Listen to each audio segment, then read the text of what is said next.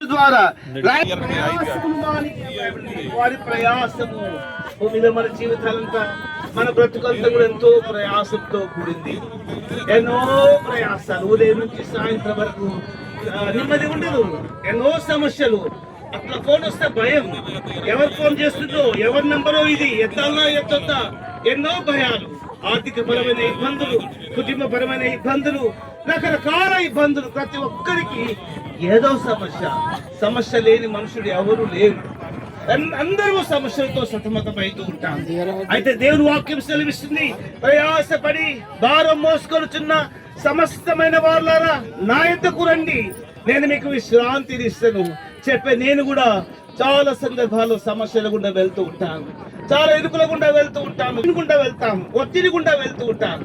అయితే ఉదయాన్నే లేచి ఆ యేసు ప్రభువుకు నా సమస్యలను చెప్పినప్పుడు చాలా నెమ్మది, చాలా సమాధానము, శాంతి ప్రభువైన యేసుక్రీస్తు అనుగ్రహిస్తూ వచ్చేవాడు. అంతేకాదు నా సమస్యలు తీర్చడమే కాదు, నా పరిస్థితులన్నీ తారుమారు చేసేవాడు. నేను చెప్తున్నాను, ఇది నా అనుభవంగా చెప్తున్నాను.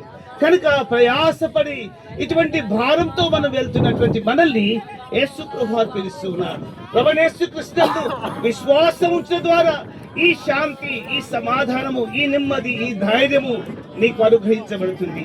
యేసుక్రీస్తు ప్రభువునందు విశ్వసించని వారికి ఈ ధైర్యం లేదు. అందరూ ఏమనుకుంటారు, చనిపోతారు తక్కడో బిక్కడో, అరే ఎప్పుడైతే తినాలి, తాగాలి, ఎంజాయ్ చేయాలన్నయ్యా, మనం చేయాల్సినంత చేయాలి, తినాలి, తాగాలనుకుంటాం.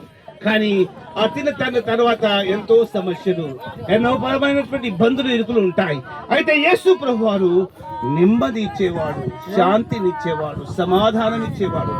ఆనందానికి నన్ను ఉల్లంఘించడము, దేవుని మాటను కాదని వెళ్ళిపోవడము, దేవునికి వేరుగా జీవించడము, దేవుడు చూపించిన మార్గాన్ని త్రోసివేయడము, అదే పాపము. యేసు ప్రభువారు 2020 సంవత్సరాల క్రితము ఈ లోకానికి వచ్చాడు, మానవుడిగా జన్మించినాడు. ఆయన చెప్పాడు, బిడ్డలారా నా యొద్దకు రండి, నేను మీ పాపమును క్షమిస్తాను. ఎటువంటి పాపమైనా ఆయన క్షమించడానికి శక్తిమంతుడై ఉన్నాడు. పాపులను ప్రేమించేటువంటి దేవుడిగా ఉన్నాడు. నీ కొరకు నా కొరకై ఆయన చనిపోయాడు, సమాధిలో ఉన్నాడు, మూడవ నాడు తిరిగి లేచినాడు. ఆయనందు విశ్వాసం వస్తే నీ పాపములు క్షమించబడతాయి.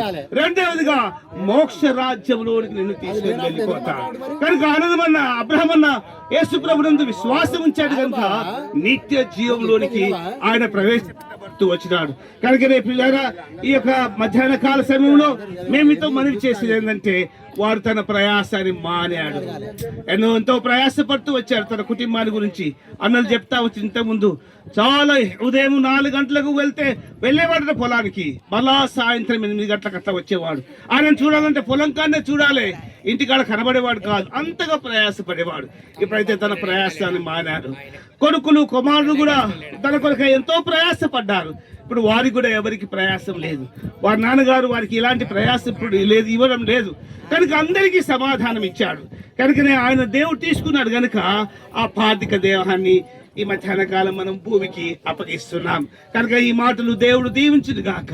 ఇంకా మీరు ఎవరైనా యేసు ప్రభువాన్ని విశ్వాసం ఉంచకపోతే ఇది మంచి సమయము. మీరు యేసుక్రీస్తు ప్రభునందు విశ్వాసం ఉంచాలని ప్రేమగల ప్రభు మిమ్మల్ని అందరినీ ఆహ్వానిస్తున్నాడు. దేవుడి మాటలు దీవించును గాక. ఆమేన్. ఒక్క నిమిషం.